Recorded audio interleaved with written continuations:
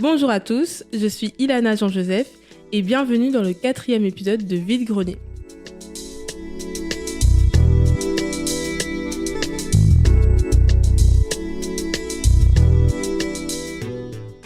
Dans cet épisode, on va parler de la phobie. On va notamment essayer de comprendre les enjeux autour de cette phobie et surtout, on va essayer d'aborder comment s'en sortir justement d'une phobie. Et pour ça, j'ai invité Aymeric Languerrand à déballer, on va le voir en grande partie, mes cartons.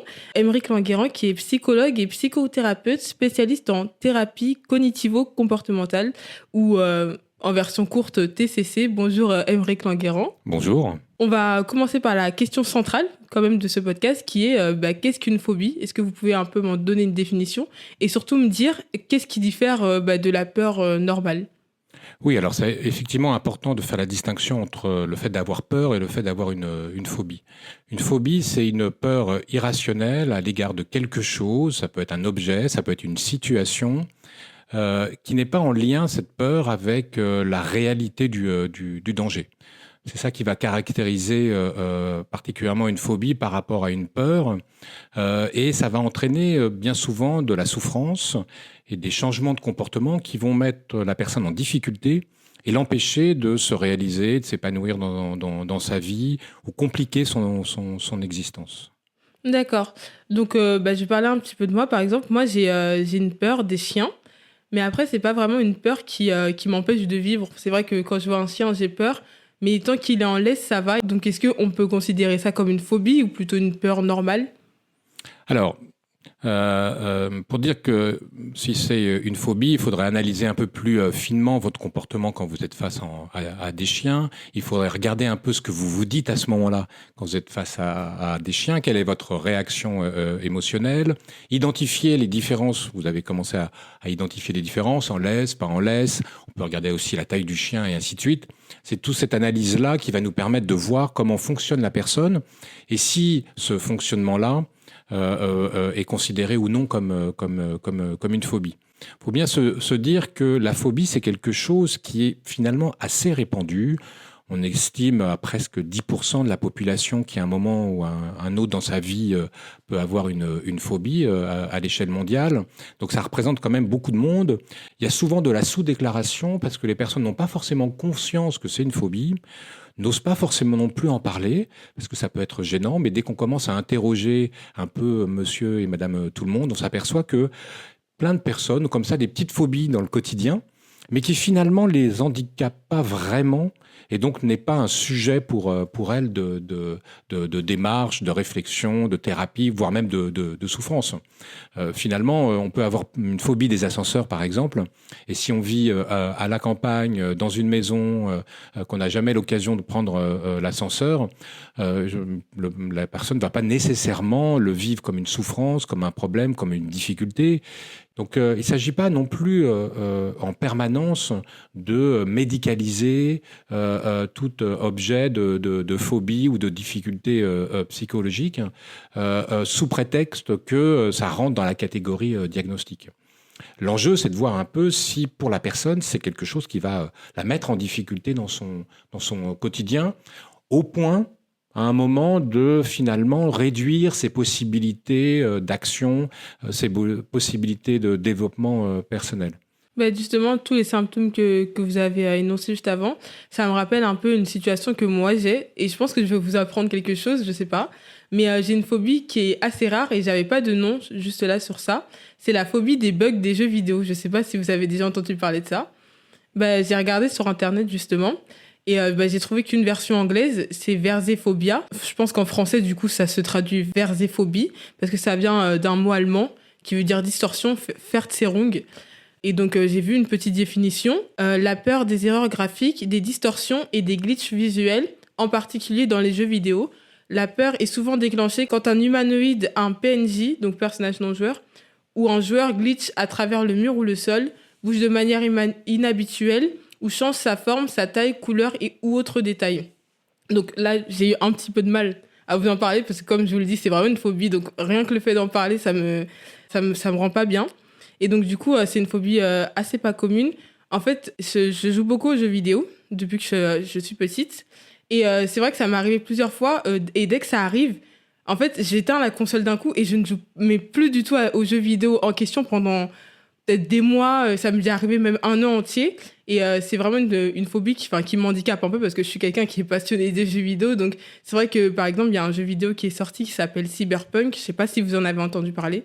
Et c'est vrai que quand il est sorti la première fois, il y a beaucoup de gens qui disaient que justement ce jeu vidéo n'était pas terminé et qu'il y avait énormément de bugs. C'est ce qui fait que je n'ai jamais joué à ce jeu. Je l'ai actuellement là, mais j'ai vraiment jamais joué à ce jeu. Donc je voulais savoir un peu si vous pouviez m'expliquer d'où venait cette phobie en fait. Est-ce qu'il y a des prédispositions psychologiques ou est-ce que c'est quelque chose qui arrive au cours de notre vie à cause d'un événement spécifique? Là, l'exemple que vous donnez, c'est vraiment intéressant parce que on peut être phobie à tout. Il n'y a pas de sujet sur lequel on pourrait ne pas être phobique. Donc il y a de multiples phobies. Alors, en psychologie, on va parler de phobie simple. Quand on a comme ça une relation avec une situation, un objet avec lequel on a une relation phobique. Maintenant, il y a aussi des phobies qui sont inscrites dans notre patrimoine génétique. Par exemple, on a des travaux de recherche qui ont montré que la phobie des serpents était inscrite dans notre patrimoine génétique. C'est une phobie qui est très répandue, la phobie des serpents. Quand on interroge les personnes, elles ont souvent une réaction anxieuse à la vue d'un serpent, au point de pouvoir trembler. Même l'évocation même du serpent, se représenter une image du serpent, ça suffit déjà à déclencher une réaction anxieuse. Et cette peur-là, elle a intéressé à un moment les chercheurs parce que finalement, notamment dans le monde occidental, on a peu d'occasions de voir des serpents. Et on a des personnes qui ont donc jamais dans leur vie rencontré un problème avec un serpent. Donc on s'est demandé comment se faisait-il que cette peur-là était assez répandue, au point d'avoir des personnes qui sont vraiment dans des réactions importantes, alors qu'elles n'ont jamais rencontré de difficultés avec des serpents. Et des expériences ont été faites chez les nourrissons, et ont montré que les nourrissons, dès la naissance, une grande partie des nourrissons dès la naissance, a une réaction de peur incontrôlée quand on leur présente des images de serpents. Il y a même quelques milliers d'années, avoir peur des serpents, c'était quelque chose qui était utile pour se préserver. Il faut bien voir que le point de départ de tout ça, c'est que notre organisme, il nous veut du bien, notre corps nous veut du bien, il veut nous protéger des dangers. Et parfois, il est un peu excessif dans sa protection. La phobie, ça vient de ça en fait. C'est que le point de départ, c'est que notre corps est équipé pour déclencher des réactions de peur quand on est face à un danger, et pour nous pousser à faire quelque chose qui est de fuir. D'ailleurs, vous avez parlé de refermer l'ordinateur et de ne plus y toucher. Vous voyez, c'est la fuite. Voilà, on évite la situation que notre corps perçoit comme étant dangereuse. La peur des serpents, c'est quelque chose qui a protégé les humains pendant longtemps. On marchait pieds nus et on pouvait, si jamais on marchait sur un serpent, il y avait des serpents, se faire mordre, et si c'était un serpent venimeux, se retrouver mort assez rapidement. Donc cette peur-là, vous voyez, elle a protégé les personnes. Protégé au point qu'il suffisait que la personne voyait, apercevait, même pas forcément en étant réellement consciente qu'elle percevait le serpent, mais quelque chose qui ressemblait à un serpent sur le sol, et faisait un bond, et elle s'éloignait. En fait, les personnes qui avaient cette réaction-là ont survécu, ont pu avoir des enfants et avoir une descendance. Les personnes qui, elles, n'avaient pas cette peur-là, ont marché parfois sur des serpents, se sont fait mordre par des serpents venimeux, sont mortes et n'ont pas eu d'enfants et de descendance par la suite.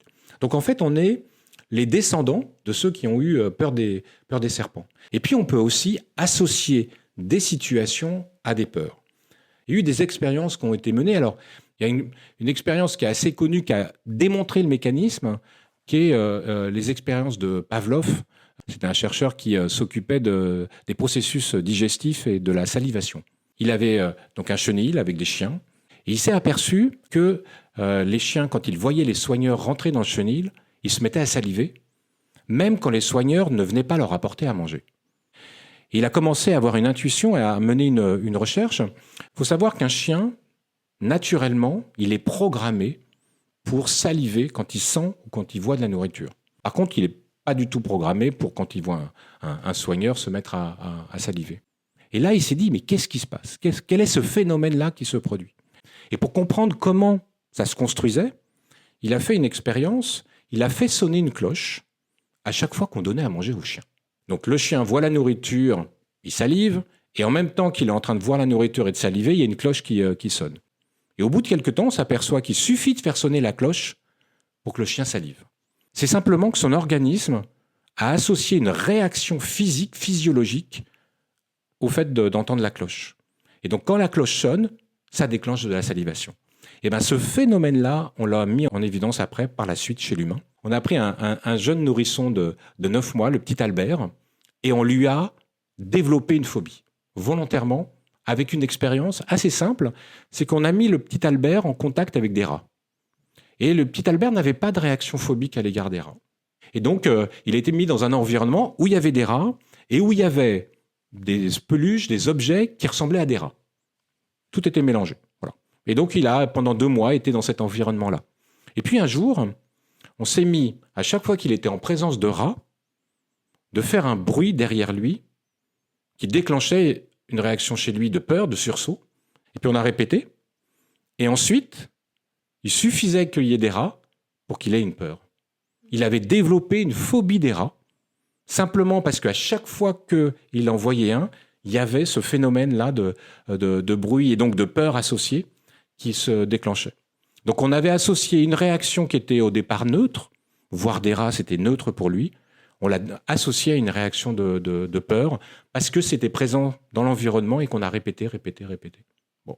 Et ben ça, vous voyez, ça, c'est quelque chose qui peut nous arriver à tout moment, à tout instant, on peut comme ça développer des phobies. Et alors la difficulté, c'est que quand on a appris à avoir peur, bah évidemment, la réaction naturelle qu'on va avoir, c'est d'éviter. Et quand on fait ça, sans le vouloir, c'est paradoxal, mais sans le vouloir, on est en train de développer notre phobie. Plus on évite une situation, plus on conforte notre organisme que cette situation est dangereuse puisqu'on l'évite. Et plus en plus, on a l'expérience qu'on n'arrive pas à gérer la situation. Ce qui, évidemment, ne nous aide pas, par la suite, à rencontrer une nouvelle fois cette situation. Donc, il y a toujours cette question de l'évitement qui rentre en ligne de compte dans les phobies. D'accord, c'est intéressant parce que vous avez justement dit que la phobie, c'est un peu une protection que le corps a face à certaines situations. Est-ce que c'est possible justement d'inverser cette réaction, de faire en sorte qu'on ne l'ait plus? J'ai vu que vous étiez spécialiste en thérapie cognitive comportementale. Est-ce que justement c'est une méthode pour se soigner de sa phobie? Oui, c'est la première thérapie qui est recommandée par les hautes autorités de santé dans le monde entier pour traiter les phobies. On pourrait même dire thérapie cognitive comportementale et émotionnelle, parce que c'est les 3 dimensions qui interviennent. Il y a de l'émotion, avec des réactions physiques. Il y a de la pensée. Donc, oh là là, c'est dangereux, je vais mourir, et ainsi de suite. Souvent avec une dramatisation, une catastrophisation qui est présente. Et puis, il y a du comportement, avec ce que je vous ai, l'évitement, où je me tiens éloigné, je recule, je fais un mouvement inverse. Donc, quand on met en place une thérapie, on va essayer d'agir sur ces 3 facteurs-là. Aider la personne à réguler son émotion, à faire avec son émotion. On peut modifier et apprendre à réguler son rythme cardiaque, à s'apaiser. L'idée, c'est d'envoyer un signal au corps qui s'active par la peur, que finalement, il y a pas de danger, ou qu'il n'y a pas tant de danger que ça. On ne va pas du tout supprimer les émotions, on va juste aider la personne à apprendre à gérer cette activation émotionnelle, et puis aussi l'aider à accepter d'avoir cette activation émotionnelle, parce qu'on ne se débarrasse pas d'une phobie en un claquement de doigts, et en une expérience. Aider la personne peut-être à revoir les pensées qu'elle peut avoir de catastrophisme, par exemple. On va apprendre à la personne à déconstruire un peu ces idées qu'elle peut avoir de catastrophe par rapport à la situation, et puis aussi de modifier son comportement. Notamment de réduire les évitements que la personne peut avoir. On va mettre en place ce qu'on va appeler un exercice d'exposition gradué, où petit à petit, on va apprendre à la personne à s'exposer à la situation qu'elle redoute, en commençant par des situations qui sont simples, et puis en augmentant petit à petit en niveau de difficulté. Et ça, cette exposition, vous la faites à partir de quelle séance? Le traitement des phobies, normalement, c'est une dizaine de séances, une quinzaine de séances. Si c'est structuré, il n'y a pas nécessairement besoin d'en faire plus pour pouvoir avancer. Généralement, les premières séances sont consacrées à faire ce qu'on appelle une analyse fonctionnelle. On essaye de comprendre comment la personne fonctionne. Il y a toujours un aspect très individuel. 2 personnes qui ont la même phobie partagent le mécanisme commun que je vous ai décrit. Par contre, ce qui va être le déclencheur n'est pas forcément le même d'une personne à une autre. Donc on peut avoir une phobie des chiens, par exemple. Pour certains, ça va être certaines races de chiens. Pour certains, ça va être comment le chien se comporte, par exemple. Donc l'enjeu, c'est de repérer pour la personne quels sont les déclencheurs de la réaction émotionnelle. Et à partir de ça, on va pouvoir construire quelque chose. Donc généralement, on prend plusieurs séances, 2, 3 séances, pour faire déjà ce qu'on va appeler une évaluation avec une analyse fonctionnelle, pour voir comment la phobie de la personne fonctionne. Et ensuite, à partir de ça, on va enseigner à la personne une manière de gérer ses émotions, et puis on va faire une hiérarchisation des situations, de la plus simple à la plus difficile. Et à partir de ça, on va mettre en place un programme où à la fois en séance, on va apprendre à la personne à s'exposer à la situation qu'elle redoute, et ensuite on va demander à la personne, entre les séances, de faire des exercices pour continuer à s'exposer. Et en fait, on va petit à petit faire le chemin généralement inverse de celui qu'elle a fait. C'est que souvent, elle a commencé par faire quelques évitements, et puis petit à petit, il y a eu de plus en plus d'évitements. Et donc là, on va faire l'inverse, on va petit à petit enlever les évitements. D'accord. Et si on prend l'exemple de ma phobie, du coup, des jeux vidéo, comment vous pourriez m'aider à m'en sortir de cette phobie? Déjà, il faudrait qu'on regarde précisément qu'est-ce qu'est le déclencheur, quel type de bug est le déclencheur. À peu près tous les bugs, vraiment, vraiment tous les bugs. Ensuite, on regarderait ceux qui sont le plus déclencheurs, ceux qui sont vraiment le plus difficiles à gérer pour vous. Et on regarderait aussi les pensées, qu'est-ce que vous vous dites à ce moment-là, comment vous anticipez la situation. Et puis, on pourrait à ce moment-là mettre des exercices. Au départ, juste la photo d'un bug. Peut-être même que ça serait juste le récit, puisque vous disiez, juste le fait d'en parler, on écrirait un petit récit d'un bug, en regardant un peu comment ça vous active. Si ça vous active à 10-20%, 100% étant le maximum de la peur, on se dirait, voilà, c'est déjà un bon début. Et donc l'exercice serait de s'exposer tous les jours à la lecture de ce petit description de bug, en utilisant des outils de régulation émotionnelle pour pouvoir apprendre à la réguler. Puis une fois que vous serez plus du tout activé par la lecture de la description du bug, on passerait à l'étape d'après, qui serait peut-être une photo justement d'un bug, et puis on progresserait comme ça petit à petit pour que vous puissiez ne plus avoir cette réaction-là. Vous vous souvenez de ce que je vous avais dit sur les chiens avec la cloche et ainsi de suite? Il y a un phénomène dont on s'est aperçu, c'est que si on fait sonner la cloche, le chien salive et qu'on ne lui donne pas à manger, au bout d'un moment, quand on fait ça, le chien arrête de saliver. Il arrête de saliver parce que cette réaction est inutile.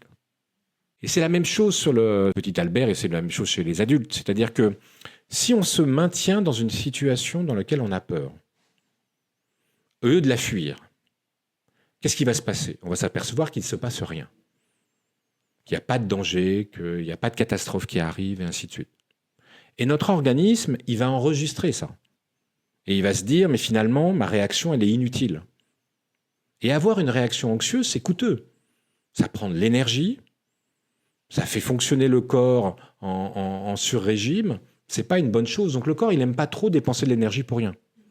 Donc si on lui montre que sa réaction est inutile, en se maintenant dans la situation, au bout d'un moment, il va moins réagir et arrêter de réagir parce que ce qu'il va apprendre, c'est que finalement, c'est pas si dangereux que ça. Alors évidemment, il ne faut pas faire ça avec la situation la pire.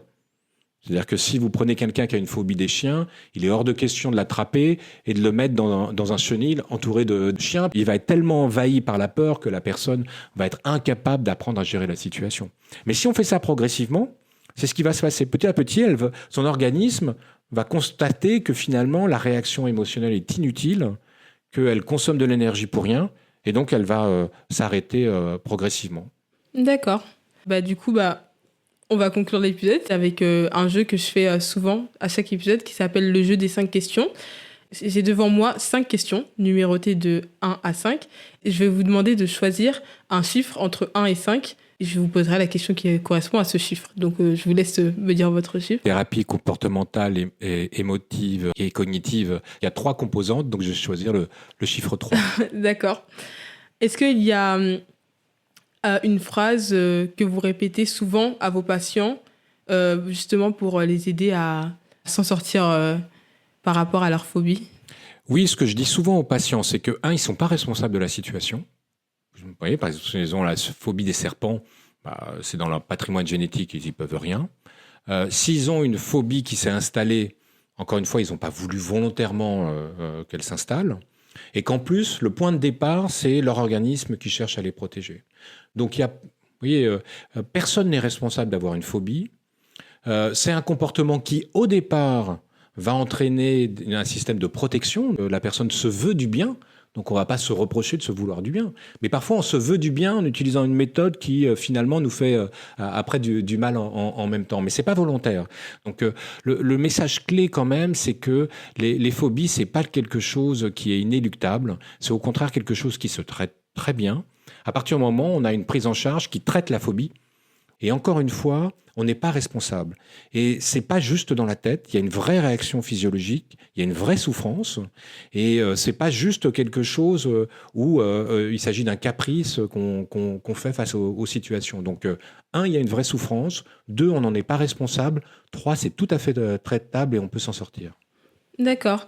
J'aurais juste une dernière question aussi. J'avais demandé justement à certaines des personnes qui me suivent sur Instagram si elles avaient des questions. Et j'ai reçu un petit vocal justement pour une question à laquelle vous pourrez peut-être répondre.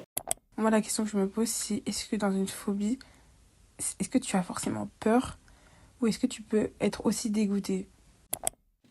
Ah oui, vous avez raison. Il peut y avoir des réactions qui peuvent être effectivement des réactions de rejet face à certaines situations. Il peut y avoir même des malaises. Par exemple, il y a la phobie des blessures et du sang qui va entraîner que la personne va pas se mettre à trembler de peur, elle va s'évanouir. Vous voyez, c'est que d'un seul coup, son organisme, pour la protéger, à l'égard du sang, va ralentir en fait son fonctionnement. Il va y avoir une baisse de tension assez brutale et la personne va faire ce qu'on appelle souvent un malaise vagal. Donc effectivement, ça peut aussi prendre cette forme-là avec par exemple des spasmes de vomissements par exemple dans certaines situations. Dans tous les cas, c'est toujours un comportement de protection quelque part. Parce que le dégoût, le rejet, le vomissement, c'est pour se débarrasser d'un poison. Donc là encore, vous voyez, on est toujours dans cette idée de se protéger de quelque chose qui pourrait être dangereux. D'accord. Bon, je vous remercie déjà d'avoir accepté de m'aider à vider mes cartons.